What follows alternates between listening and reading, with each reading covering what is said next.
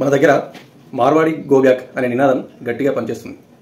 సరే, అందరూ అన్నట్లు మార్వాడీలు మన రాష్ట్రం నుంచి తరలి వెళ్ళిపోవాలి. ఎందుకంటే మన దగ్గర ఉన్నటువంటి వ్యాపారవేత్తలు కావచ్చు, వాణిజ్య సంస్థలు కావచ్చు, కిరాణా షాపులు కావచ్చు, ఇతర చాలా రకాల షాపులు వాళ్ళు సెటిల్ అయి ఉన్నారు. వాళ్ళు 100% వెళ్ళిపోవాల్సిందే. ఎందుకంటే మనకు కొద్దిగా నష్టం జరుగుతుందిలే.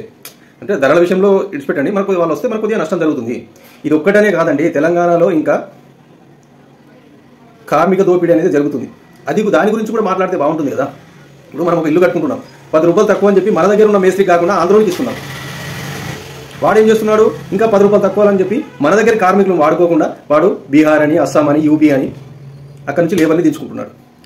ఇక్కడ శ్రమ దోపిడీ అనేది జరుగుతుందా లేదా, ఇది కూడా అరికట్టాలి. 100% మన దగ్గర భవనాలు మన వాళ్ళే కట్టాలి, మన వాళ్ళే పనిచేయాలి. అప్పుడు మనకు పుష్కలంగా పని దొరుకుతుంది కదా. ఈ మార్వాడీలను ఏ విధంగా అయితే బయటకు పారదోలుతున్నామో అదేవిధంగా ఇక్కడ బిల్డర్స్ కానీ, కాంట్రాక్టర్స్ కానీ వివిధ పనుల నిమిత్తం బయట నుంచి తీసుకొచ్చే లేబర్స్ను కూడా మన తెలంగాణకు రానివ్వద్దు అని నా ఉద్దేశం.